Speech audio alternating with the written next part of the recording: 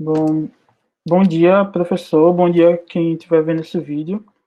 Meu nome é Ítalo Henrique e juntamente com Luiz Eduardo, Samuel Brasileiro e Washington Igor, nós iremos falar sobre o End Age, o fim do envelhecimento, que é baseado no livro do mesmo nome do biogerontologista britânico Albert Green.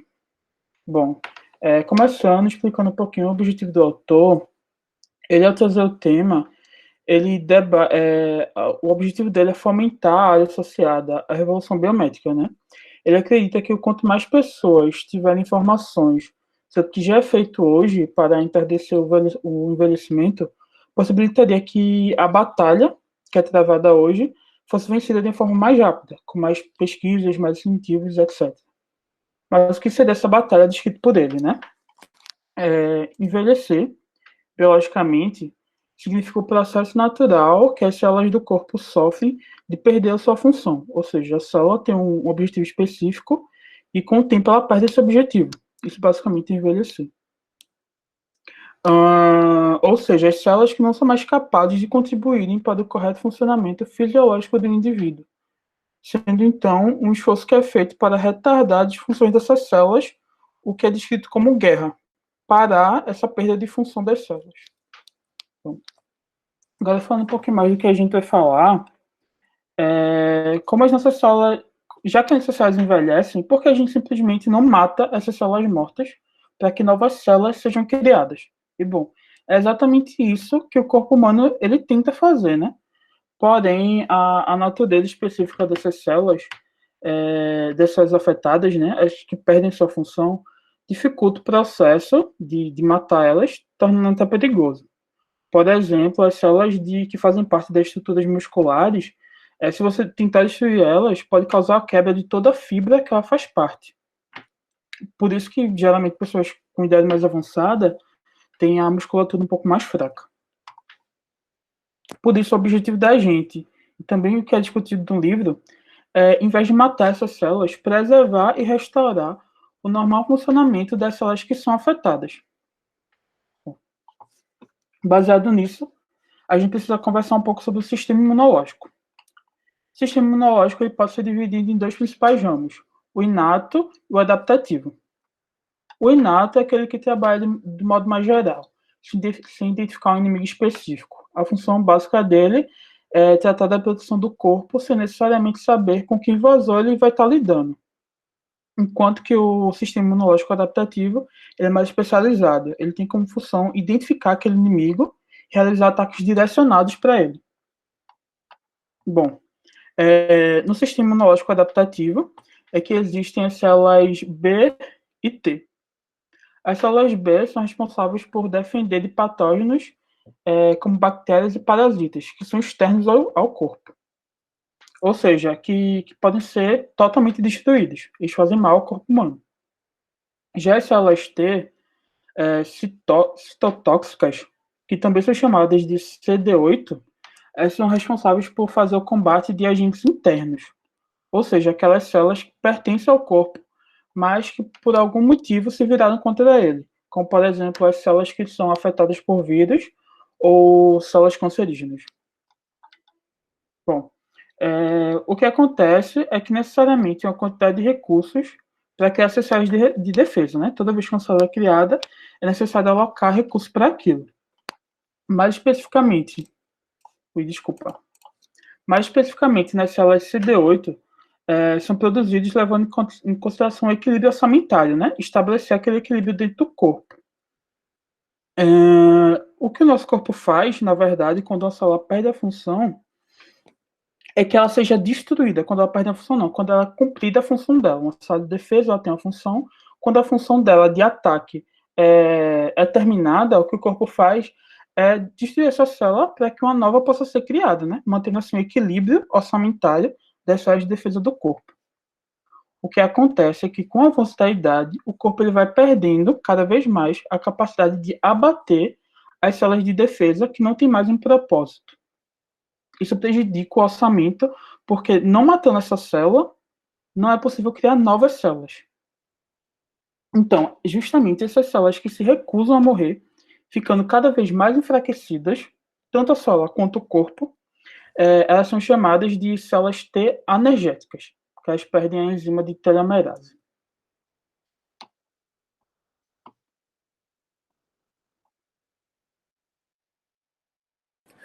Olá. Sabemos que uma das principais lutas contra o câncer é evitar os efeitos colaterais da radioterapia e da quimioterapia. Então, com isso, vem se valorizando e estudado muitas terapias direcionadas contra essas células cancerígenas. Apesar de direcionadas, essas terapias, como a medicação Herceptin, elas não estão livres de efeitos colaterais. A busca por terapias ideais ainda está em um processo longo de desenvolvimento e teste. Próximo aí, por favor. Uma das terapias que está sendo mais utilizada em testes com humanos é a terapia fotodinâmica, PDT. Ela sugere maneiras de eliminar as células T-anérgicas e começa com um fármaco que seria absorvido seletivamente pelas células cancerígenas e, quando iluminado com a luz de um laser, produz uma explosão de radicais livres. Em si, os fármacos de PDT são bem inofensivos se o paciente não for irradiado pela luz, mas quando o laser é ligado, a explosão começa, matando a célula por apoptose induzida. Versões avançadas da terapia estão em desenvolvimento, como a famosa PC4, que não tem muitos efeitos colaterais, além da forma grosseira que as células morrem. Próximo, por favor. Agora, numa dinâmica de nanotecnologia, para destruir seletivamente as células tóxicas, uma tecnologia-chave é o uso de dendrímeros, partículas minúsculas com estruturas complexas que são ramificadas e se estendem como arbustos, sabe? Como dá para ver na figura, tendo um formato esférico. E esse design ele permite fixar uma ampla variedade de moléculas a esses dendrímeros. E por isso eles são bem famosos por ser muito adaptáveis e conseguem guardar vários materiais em si, sabe? Comparando como um canivete suíço da bionanotecnologia. E no próximo, por favor. Para entender melhor, nós podemos ver um estudo que fizeram com um fármaco anticâncer metotrexato em ratos. Dar uma pequena dose não teve efeito nenhum nos tumores dos ratos. Uma dose de 4 vezes maior reduziu a taxa de crescimento dos tumores em boa parte, mas no fim das contas deu em nada, porque os animais morriam por causa de efeitos colaterais. Agora, vejam que foi alcançado com o mesmo fármaco, agora sendo direcionado para dendrímeros. A dose menor foi tão altamente efetiva em reduzir o tumor quanto a dose 4 vezes maior sem os dendrímeros, além do que foi apresentado uma toxicidade muito mais baixa. A próxima, por favor. Agora, outra pesquisa que está sendo muito feita com os dendrímeros é uma criação dessa terapia de captura de nêutrons pelo boro, que é mais uma teoria que nunca foi... ninguém conseguiu botar em prática e está sendo testada com dendrímeros. Mas como funciona essa técnica?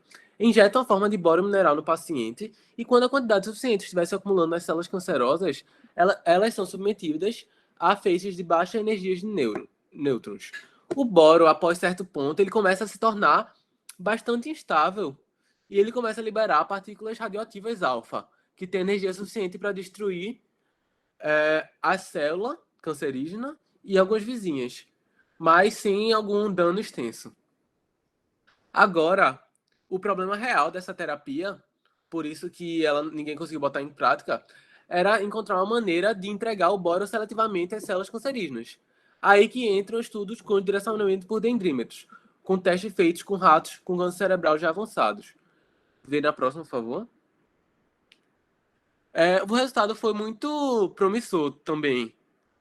No o primeiro teste, os animais viveram apenas 26 dias, que era até menor do que o esperado, que era 46 dias, com a técnica do boro.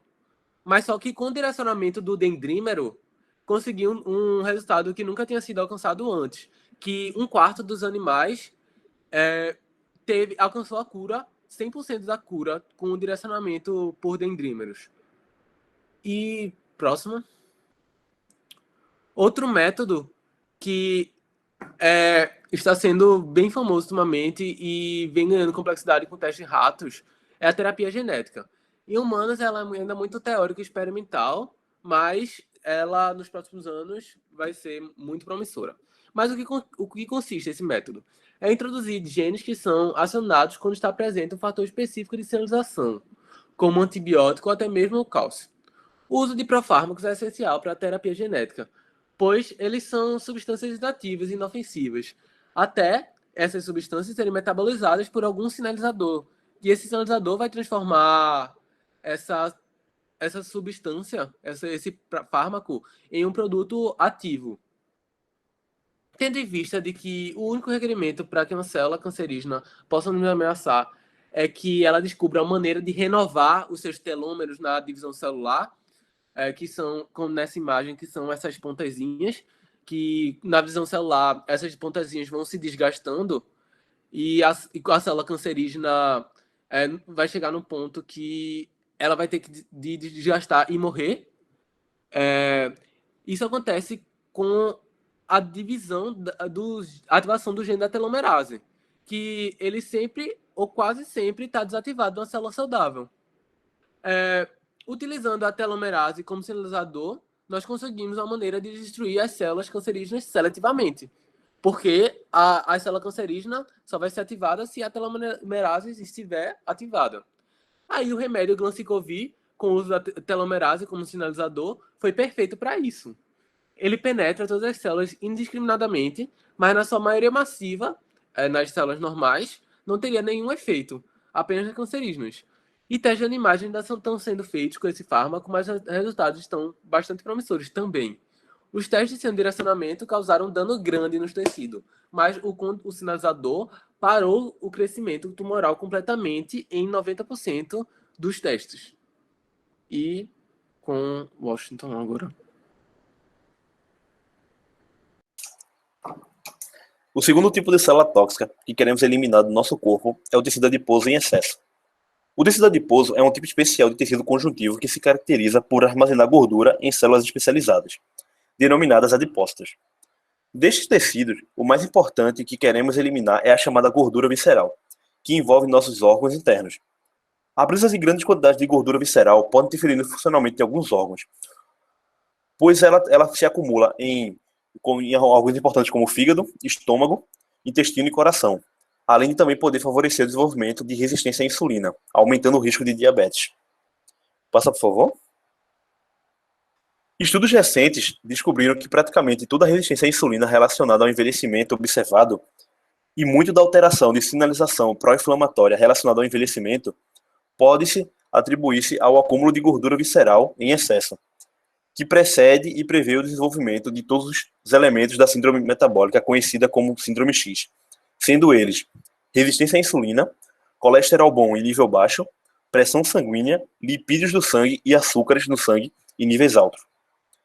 Em outros estudos importantes, animais idosos tiveram a maior parte de sua resistência à insulina e a outros hormônios revertida por uma cirurgia altamente invasiva que retira a maior parte da sua gordura visceral, tornando a sua composição corpórea similar à de animais muito mais jovens ou à de animais da mesma idade que foram submetidos a restrições calóricas.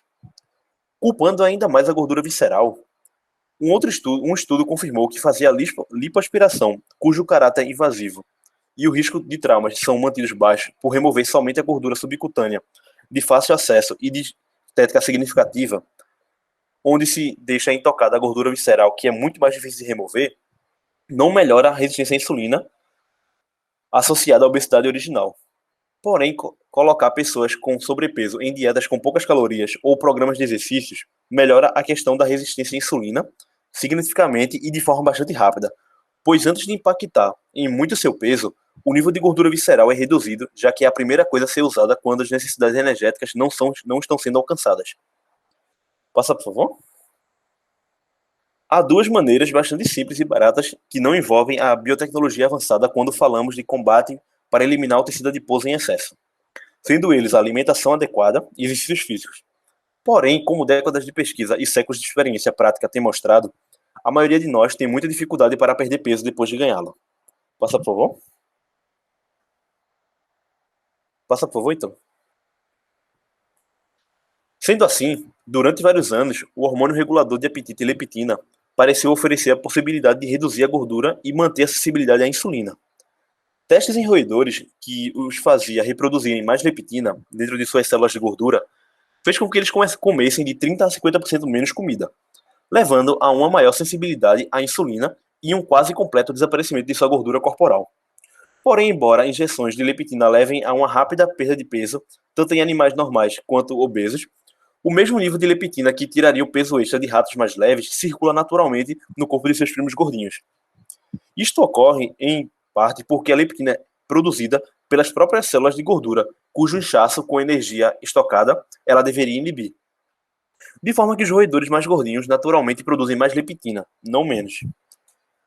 O desenvolvimento da leptina humana se mostrou um completo fracasso como um tratamento para a perda de peso. Estudos não publicados sobre o tecido adiposo de pessoas com muito sobrepeso mostram que a sua expressão do gene do receptor de leptina é consistentemente tão baixa que acaba sendo indetectável, enquanto em pessoas magras e jovens podem ter níveis muito baixos até extremamente altos de expressão deste gene em qualquer dado momento. O caminho para usar essa terapia genética que envolve receptor de leptina como uma forma de reverter os efeitos negativos da gordura visceral não é claro. Mesmo que ratos com um gene de leptina extra possam ter ficado magros frente a uma dieta altamente calórica, eles não escaparam completamente de suas consequências. Eles ainda sofrem da mesma infiltração de gordura no lugar errado, como fígado, músculos e coração, que os ratos sem os receptores extras de leptina que comiam a mesma ração e a sua resistência à insulina, ou seja, o principal problema que precisamos resolver ainda existia. A solução com maior probabilidade de sucesso para o nosso problema é abater a gordura visceral, removendo de fato um número substancial das excessivas células inchadas. Diversamente do câncer ou das células T anérgicas, um pouco de gordura, mesmo a visceral, não é só metabolicamente inofensivo, mas necessário para levar adiante os processos da vida, além de representarem um tanque extra de combustível metabólico que usamos e reenchemos todos os dias. Esses fatores metabólicos também têm usos saudáveis, assim como tudo no metabolismo. Isso foi construído pela evolução para o nosso benefício. Passando para a LED agora. Bem, por fim, temos células senescentes, que começam suas vidas como constituintes normais do corpo humano, mas com o fim de seu tempo de vida, perdem a capacidade de se dividir, se tornando senescentes. Essas células estão presentes em muito maior número entre pessoas de maior idade, tendo uma conexão clara com o envelhecimento. Essas células produzem substâncias cancerígenas e estimulam a divisão de células adjacentes, o que pode levar a problemas ainda maiores, como a metástase. Isso se deriva da função e papel dessa célula. A célula se tornar senescente e perdendo a capacidade de se reproduzir, diminui o risco de câncer em curto prazo. Porém, ao fazer isso, ela aumenta o risco de câncer em longo prazo. Assim, fica evidente que para evitar os danos e riscos do envelhecimento, precisamos de uma forma para acabar com a senescência, de forma que são apresentadas 3 estratégias para acabar com ela no livro. Próximo slide, por favor. A primeira delas é impedir a senescência em células. Infelizmente, na visão de Aubrey, isso vai de encontro com a razão de existir as células senescentes, que é diminuir o risco de câncer em curto prazo. Por isso, seria contraproducente impedirmos a senescência. Estaríamos simplesmente mantendo o risco de câncer, porém agora no prazo ainda menor. Próximo slide. A segunda seria desligar os processos metabólicos relacionados à produção das substâncias tóxicas e cancerígenas dessas células. Porém, na visão do autor, se fizéssemos isto, outras células saudáveis também seriam afetadas pelo simples fato de também realizarem esses processos metabólicos, porém de maneira adequada. Assim, a estratégia provavelmente não se tornaria interessante para a gente. Próximo slide.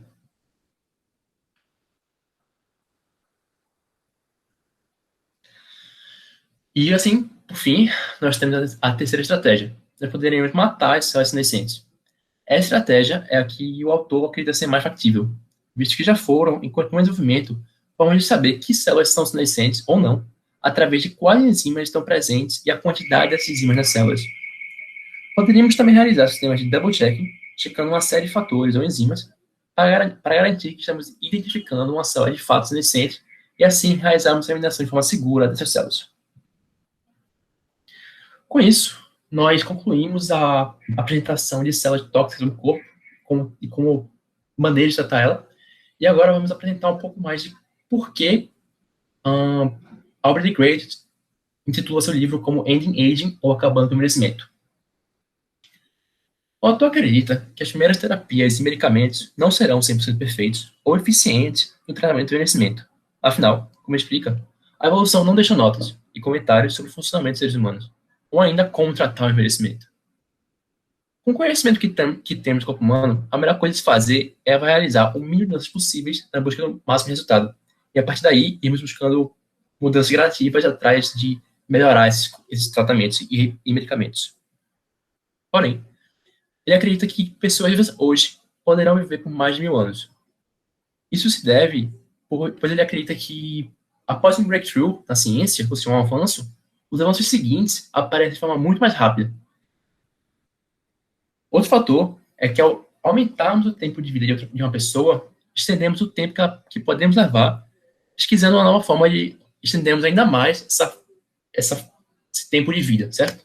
A isso, ele dá o nome de velocidade de escape da longevidade. Próximo slide, por favor. E para explicar um pouco melhor esse conceito, a ideia é que, mesmo que não conseguimos uma forma de alcançar o fim do envelhecimento amanhã, ainda poderemos atingir o fim do envelhecimento com o passar do tempo. Como a gente pode ver pela foto do slide, com o passar do tempo, a gente cada vez mais fica mais próximo do frail, na linha de corte, porém, com tratamento, conseguimos aumentar nosso tempo de vida. E assim, ao ganharmos algum tempo realizando tratamentos de terapia de pacientes, podemos ter mais tempo ainda para realizar pesquisas e desenvolver terapias e aumentar de novo essa longevidade. E assim a gente consegue colocar um fim do envelhecimento de forma prática. E de acordo com cálculos realizados pelo autor, caso seja possível dobrar a eficácia dos tratamentos e terapias de extensão do tempo de vida a cada 40 anos, após alguns desses ciclos, poderíamos aumentar essa de 40 anos, ou seja, a cada 100, 80 ou 100 anos, e ainda assim poderíamos manter esse fim do envelhecimento de forma prática. Agora, esse é o fim das reflexões do autor sobre o fim do envelhecimento, porque ele acredita que isso significa o fim do envelhecimento, e gostaríamos de trazer aqui um pouco da situação atual da pesquisa sobre o fim do envelhecimento. Pode passar ele, por favor, Vitor? Hoje em dia, o autor Albert Gray continua estudando terapias e tratamentos para o fim do processo de envelhecimento. Ele cofundou com um colega um instituto de pesquisa das diversas áreas para acabar com os danos do envelhecimento. E ainda esse ano, ele afirmou que acredita que existem chances de atingirmos a velocidade de escape até 2036. Já aqui, na esquerda, nós podemos ver Elizabeth Parrish, CEO da BioViva, uma das mais novas startups que tenta tratar o envelhecimento e que afirma já ter passado por uma terapia para aumentar o tamanho de seus telômeros, uma das possíveis formas de ter sua longevidade através de técnicas de sua empresa. Ou seja, pessoas que já tiveram tratamentos para ter seu tempo de vida já andam entre nós. É isso. Obrigado.